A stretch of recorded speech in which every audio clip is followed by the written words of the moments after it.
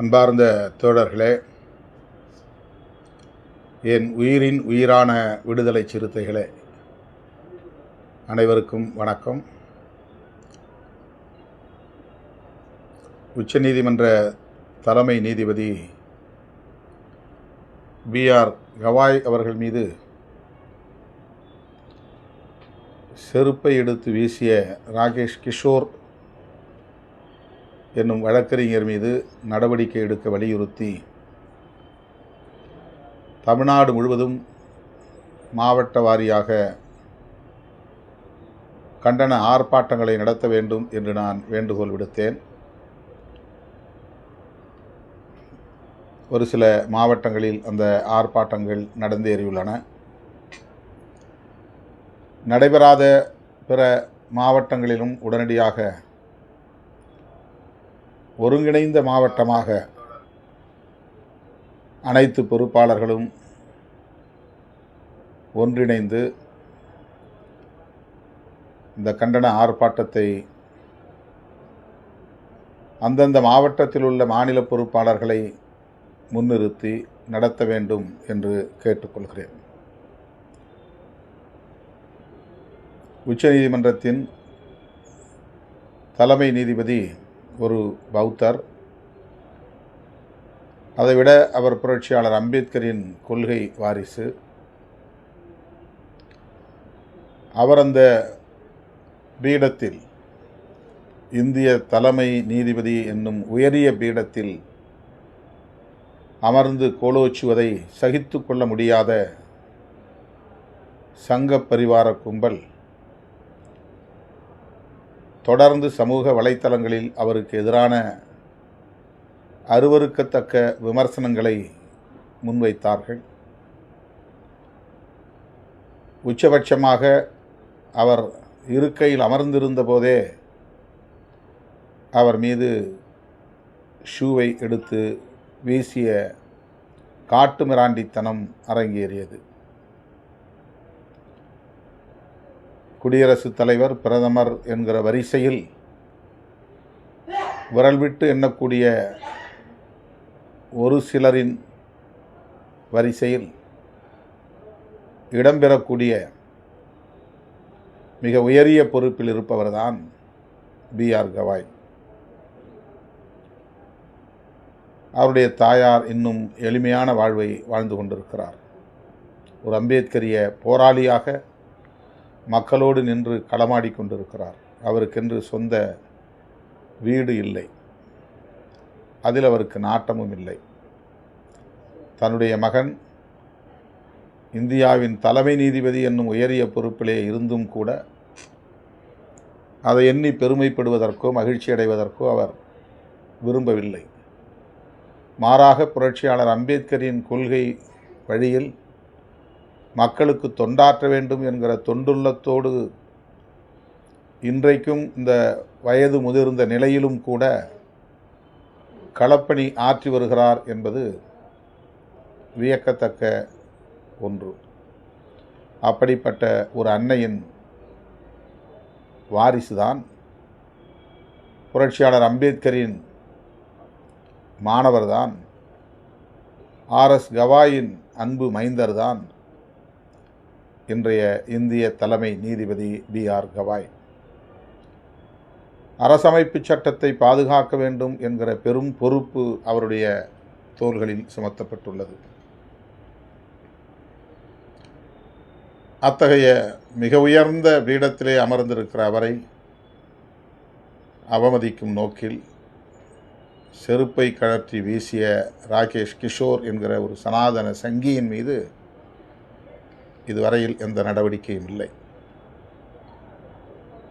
இதை கண்டிக்கிற பொறுப்பு நம்மை போன்றவர்களுக்கு இருக்கிறது. ஆகவேதான் உடனடி எதிர்வினை என்கிற அடிப்படையில் உயர்நீதிமன்றம் அருகே நமது சமத்துவ வழக்கறிஞர்கள் சங்கத்தின் சார்பில் ஒருங்கிணைக்க பெற்ற ஆர்ப்பாட்டத்தில் நான் பங்கேற்றேன். நானும் வழக்கறிஞர் என்கிற முறையில், இந்த வழக்கறிஞர்களின் சங்கத்தில் காப்பாளர் என்கிற முறையில் அந்த ஆர்ப்பாட்டத்தில் பங்கேற்றேன்.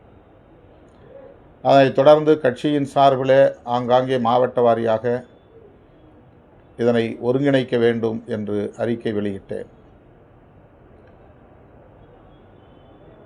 தோழர்கள் நாள் குறித்து அதற்கான ஏற்பாடுகளையும் செய்து வருகிறார்கள். சில மாவட்டங்களில் உடனடியாக போராட்டங்களை நடத்தி முடித்திருக்கிறார்கள். நடைபெறாத மாவட்டங்களில் கட்டாயம் நடத்த வேண்டும் என்று மீண்டும் ஒரு முறை வேண்டுகோள் விடுக்கிறேன். அந்த பிரச்சனையை திசை திருப்புவதற்கு பலரும் இங்கே முயற்சிக்கிறார்கள். எனவே அந்த ஆர்ப்பாட்டத்தில் BR கவாய் மீதான தாக்குதலை கண்டிப்பதை மட்டுமே முதன்மைப்படுத்த வேண்டும், உயர்த்தி பிடிக்க வேண்டும், வலியுறுத்த வேண்டும் என்று வேண்டுகோள் விடுக்கிறேன். இரண்டாவது வேண்டுகோள், கரூர் கொடுந்துயரம். 41 பேர் நெரிசலில் சிக்கி உயிரிழந்த பெரும் துயரம். உடனடியாக அந்த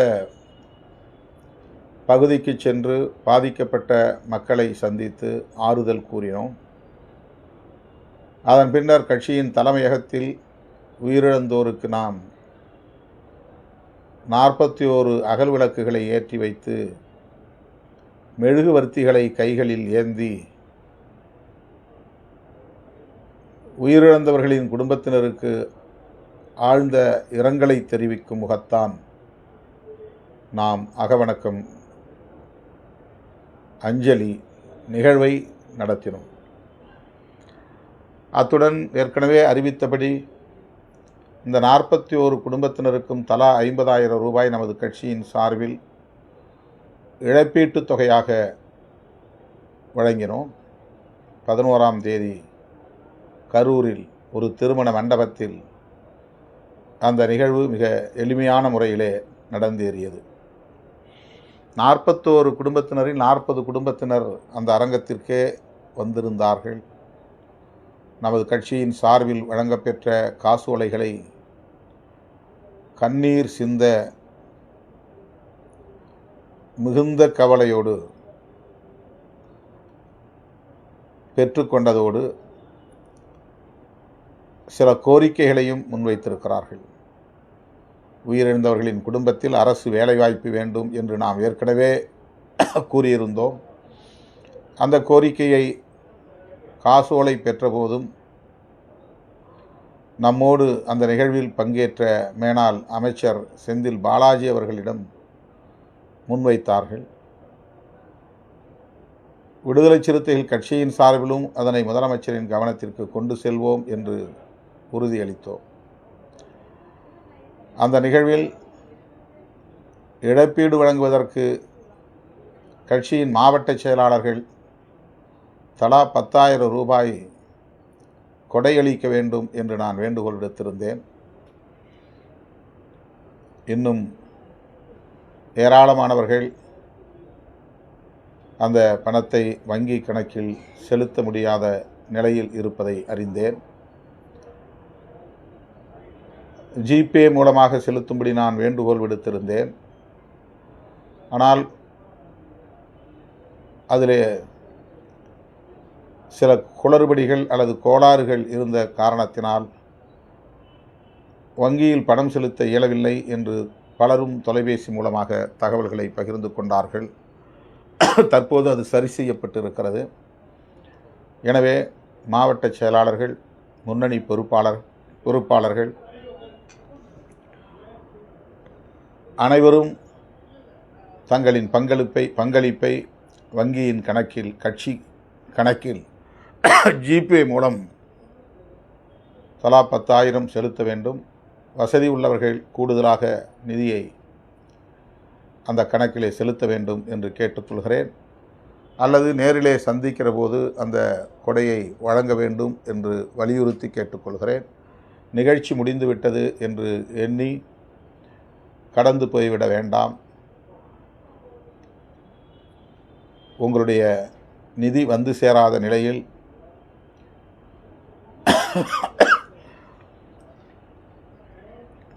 நாம் வங்கி கணக்கில் பணம் வந்து சேர்ந்துவிடும் என்கிற நம்பிக்கையில் காசோலைகளை வழங்கியிருக்கிறோம். எந்த காசோலையும் பணம் இல்லை என்று திரும்பி போய்விடக்கூடாது. எனவே இந்த ஓரிரு நாட்களில் தோழர்கள் உடனடியாக பணத்தை வங்கி கணக்கில் செலுத்த வேண்டும் என்று கேட்டுக்கொள்கிறேன். மாவட்ட செயலாளர்கள் மட்டும்தான் என்று இல்லை, கட்சியின் முன்னணி தோழர்கள், கட்சியின் ஆதரவாளர்கள் அந்த கணக்கிலே பணத்தை செலுத்த வேண்டும் என்று வேண்டுகோள் விடுக்கிறேன். மூன்றாவது வேண்டுகோள், தருமபுரியில் நாளை, அதாவது அக்டோபர் 14 முப்பெரும் விழா நடைபெறுகிறது.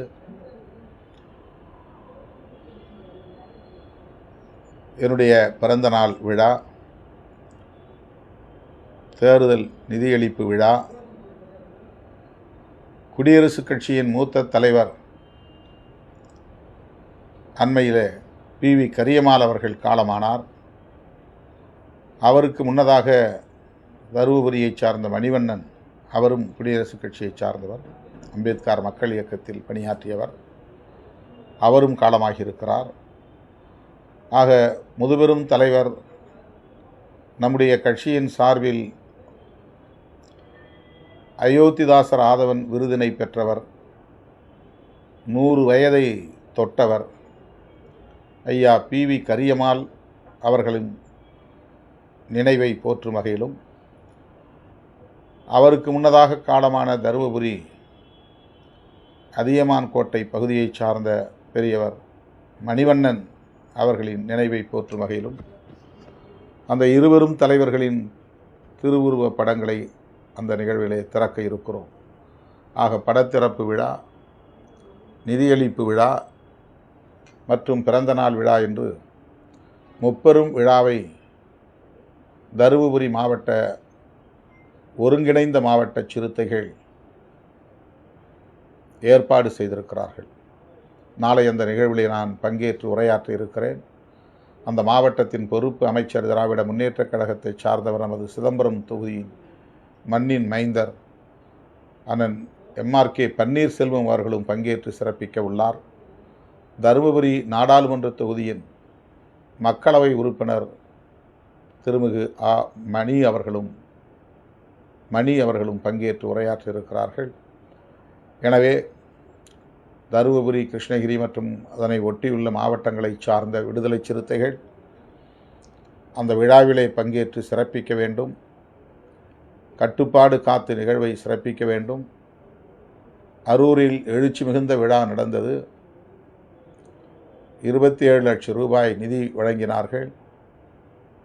ஆனால் கட்டுக்கடங்காத கூட்டம், மேடையில் ஒழுங்குபடுத்த முடியாத அளவுக்கு நூற்றுக்கணக்கானவர்கள் ஏறி மேடையை ஆக்கிரமித்து கொண்ட நிலையில் அந்த நிகழ்ச்சியின் சிறப்பு சற்று பாதிக்கப்பட்டது என்று சொன்னால் மிகையாகாது. அப்படி ஒரு நிலை ஏற்படாதவாறு வருகிற பொறுப்பாளர்கள் அத்தனை பேரும் எதிரே கிடக்கிற இருக்கைகளில் அமர்ந்து மற்றவர்களுக்கு வழிகாட்ட வேண்டும். மேடையில் அமர்வதற்கென்று அழைக்கப்படுகிறவர்கள் மட்டுமே மேடையில் வந்து அமர வேண்டும். நிகழ்ச்சியின் சிறப்பை சீர்குலைக்க ஒருபோதும் இடம் தரக்கூடாது. அந்த நிகழ்ச்சி வெற்றிகரமாக அமைய வேண்டுமானால் பங்கேற்க வருகிற தோழர்கள் பாதுகாப்பாக, கட்டுப்பாடாக, பொறுப்புணர்வோடு, அழைத்து வந்த அனைவரின் பாதுகாப்பையும் உறுதிப்படுத்தும் பொறுப்புணர்வோடு செயல்பட வேண்டும். அழைத்து வரக்கூடியவர்களை பாதுகாப்பாக திரும்ப வீட்டுக்கு அழைத்து செல்ல வேண்டும். வருகிறவர்கள் எந்த பாதிப்புக்கும் உள்ளாகக்கூடாது என்கிற உணர்வு உங்களிடம் மேலோங்கி இருக்க வேண்டும். எனவே தருமபுரியில் நாளை அக்டோபர் 14ஆம் தேதி நடைபெறவிருக்கிற அந்த முப்பெரும் விழாவை சிறப்பிக்கிற வகையில் இயக்கத்தின் முன்னணி தோழர்கள் முழுமையான ஒத்துழைப்பை நல்க வேண்டும் என்று கேட்டுக்கொள்கிறேன். உங்களுடைய முக்கியமான எதிர்பார்ப்பு பொறுப்புகளை அறிவிக்க வேண்டும் என்பதுதான் என்பதை நான் அறிவேன். அதற்கான ஏற்பாடுகளை செய்து வருகிறேன். விரைவில் அந்த அறிவிப்பு இருக்கும். இப்போது நீங்கள் அதை மிகுந்த எதிர்பார்ப்போடு ஆவலோடு அறிவிப்புக்காக காத்திருக்கிறீர்கள் என்பதை உணர்ந்த நிலையில் அதை மேலுறுதி செய்கிறேன். எனவே தோழர்கள், அது பற்றி கவலைப்படாமல் களப்பணிகளில் கவனம் செலுத்த வேண்டும். கட்சியை கட்டுக்கோப்பாக நாம் வளர்த்தெடுக்க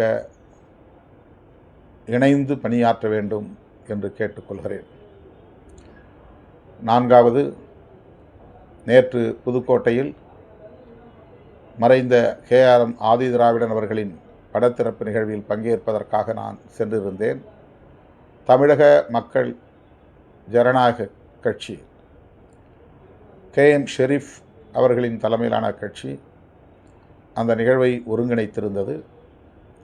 அந்த நிகழ்வில் பங்கேற்பதற்காக நான் சென்றிருந்த வேளையில் அந்த அரங்கத்தின் வாயிலில் ஒரு சில தோழர்கள் கட்சியின் நன்மதிப்புக்கு ஊறு விளைவிக்கும் வகையில் நடந்து கொண்டது கவலை அளிக்கிறது. அவர்கள் மீது ஒழுங்கு நடவடிக்கை உரிய முறைப்படி எடுக்கப்படும். இதுபோன்று அநாகரிகமான முறையிலே இனி தோழர்கள் நடந்து கொள்ளக்கூடாது என்று உணர்த்தக்கூடிய வகையில் தவிர்க்க முடியாத நிலையில் ஒழுங்கு நடவடிக்கை மேற்கொள்ள இருக்கிறோம் என்பதை தெரிவித்துக் கொள்கிறேன். உட்கட்சி விவகாரங்கள் எதுவாக இருந்தாலும் அதனை முன்னணி தோழர்கள் நாகரிகத்தோடு அணுக வேண்டும். கட்சியின் அதற்கான அவைகளில் விவாதிக்க வேண்டும். அந்த கட்டுப்பாடுகளை மீறுவது என்பது பொதுமக்களிடையே கட்சிக்கு உள்ள நன்மதிப்பை பாதிக்கச் செய்வதோடு கட்சியின் கட்டமைப்பையும் அது சீர்குலைக்கும் என்பதை நினைவிலே கொள்ள வேண்டும். எனவே அவர்கள் மீது ஒழுங்கு நடவடிக்கை தவிர்க்க முடியாததாக அமைகிறது என்பதை பதிவு செய்கிறேன். இனி எந்த மாவட்டத்திலும்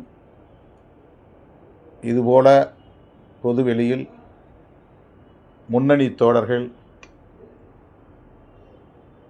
நாகரிக வரம்புகளை கடந்து நடந்து கொள்ளக்கூடாது என்பதையும் சுட்டிக்காட்டி இதுவே கடைசியாக இருக்க வேண்டும் என்பதை வலியுறுத்தி முடிக்கிறேன். நன்றி, வணக்கம்.